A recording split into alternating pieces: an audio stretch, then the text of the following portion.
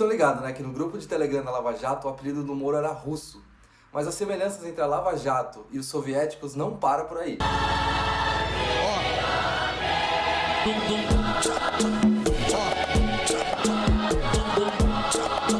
Deco, mas a Lava Jato é de direita. Sim, ela é. Ainda que arrebentar o Estado Democrático de Direito e o Código Penal não tenham ideologia, o modo de agir da Lava Jato foi bem stalinista. Flashback comunista! Em 1936, o Stalin era o secretário-geral do Partido Comunista da União Soviética. Para consolidar o poder dele, ele deflagrou uma enorme operação para acabar com os velhos bolcheviques, ou a velha política. Esse pega pra capar ficou conhecido como o Grande Terror. Aqui no Brasil ficou conhecido como o Grande Expurgo. Mas para fazer isso, ele precisava de um braço jurídico e policial para conseguir perseguir os inimigos. Então ele criou a NKVD, Comissariado do Povo para Assuntos Internos. Agora que você sabe isso, nesse fio a gente vai entender como o modus operandi da Lava Jato é bem parecido com o da NKVD. Vamos lá, vamos primeiro entender quais eram os objetivos do braço policial do Stalin. A NKVD é o embrião da KGB. E foi nessa época que começou a grande rede de espionagem russa, usando o Komitem, a famosa Internacional Comunista. Essa rede de espionagem usava informações ilegais colhidas em outros países. A dobradinha favorita dos homens do Stalin era com o Partido Comunista Espanhol. Um exemplo dessa extração aconteceu num julgamento que ficou conhecido como Julgamento dos 21, com um cabra chamado Nikolai Krestinsky.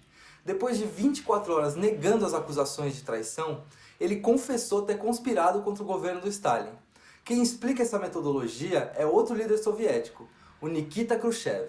O Stalin controlava toda a mídia soviética, então ele botava todos os jornais para acabar com a reputação do cabra. Os exemplos são vários e ficaram conhecidos como os Julgamentos de Moscou. Mas tem um caso que representa muito bem o desprezo da NKVD pelo processo legal, o caso do Trotsky. Ele foi julgado in absentia, ou seja, ele foi declarado culpado sem nunca ter sido ouvido pelos investigadores. Se você fosse cientista, por exemplo, você não ia para Gulag, você ia para umas prisões muito mais confortáveis, chamadas charashkas. A ideia era que os caras continuassem trabalhando e produzindo tecnologia e inteligência para o regime. Esse é o caso do Sergei Korolev, que era um cientista de foguetes e foi o cara que desenhou todo o processo empírico, naturalista, geométrico. Planejou todo o programa espacial que levou o primeiro homem para o espaço. Ao contrário do que a gente pensa, a maioria não era fuzilado, eles eram mandados para as gulags. Aí sim, lá, eles morriam ou de fome, ou de frio, ou de estafa. Ou dos três juntos. É horroroso, né? Será que 100 anos depois ainda tem gente que mantém essas práticas da NKVD? Sim. Agora vamos bater ponto a ponto para ver se os objetivos da NKVD têm alguma coisa a ver com as práticas da Lava Jato. A Lava Jato espionou? Sim. Em março de 2016, a Lava Jato grampeou o telefone dos advogados do Lula, o que é completamente ilegal. Depois eles disseram que foi um engano, que eles fizeram isso sem querer. Um engano que durou 23 dias. Naturalmente, eles levaram um pito do STF, mais precisamente do Teori Zavascki. Aí, um dos procuradores da Lava Jato mandou a seguinte mensagem para o Deltan Dallagnol. A Lava Jato colaborou com outros países na miúda? Sim. Com uma ajudinha por debaixo dos panos de Mônaco e da Suíça, a Lava Jato colheu provas ilegais contra o Renato Duque e o Sérgio Machado. Olha só a intimidade do Deltan com a suiçada. A Lava Jato extraiu confissões à força? Sim. No primeiro caso, a Lava Jato ignorou que o delator tinha Alzheimer e pegaram o depoimento dele mesmo assim, e ocultaram a condição médica dele nos autos. Outro caso foi na delação de um assessor do Palocci. Logo depois dele tentar se matar na sede da Polícia Federal, um dos procuradores da Lava Jato escreveu isso aqui. Branislav Contic, o Brani, foi absolvido em todas as instâncias. E mesmo inocente, o Moro determinou que ele usasse uma tornozeleira eletrônica, sem base legal nenhuma. Deu imensa publicidade às acusações?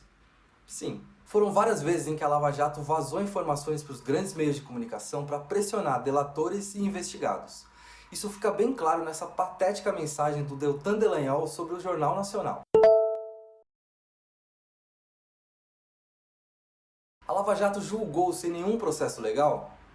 Sim, na sentença do caso Triplex, o próprio Moro escreveu isso aqui. A 13ª Vara, a Vara de Curitiba, só cuidava de casos de desvios dentro da Petrobras. Então, na própria sentença, o Moro admite que ele não é o juiz natural do caso, o que levou 4 anos para ser reconhecido. A Lava Jato tentou transformar a perseguição em grana? Opa! O pessoal da Lava Jato queria os 2,5 bilhões de reais que foram recuperados na operação. E o pior de tudo, ia ser um fundo privado. Ou seja, todos os procuradores iam colher os rendimentos daquele investimento. Mas a Lava Jato não causou a morte de ninguém. Tá certo, ninguém morreu de frio na Gulag. Mas o caso mais escabroso da Lava Jato aconteceu com Luiz Carlos Cancellier, então reitor da Universidade Federal de Santa Catarina.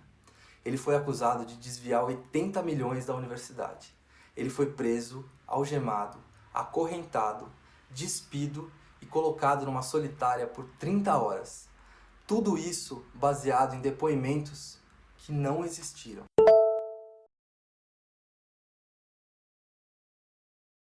A perseguição, a prisão e a exposição midiática levaram Luiz Carlos ao suicídio. E ele era inocente.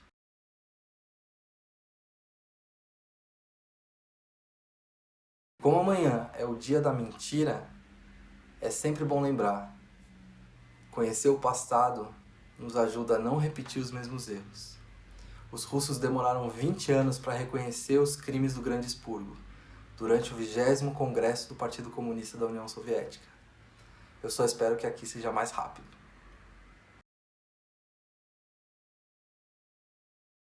As charásticas.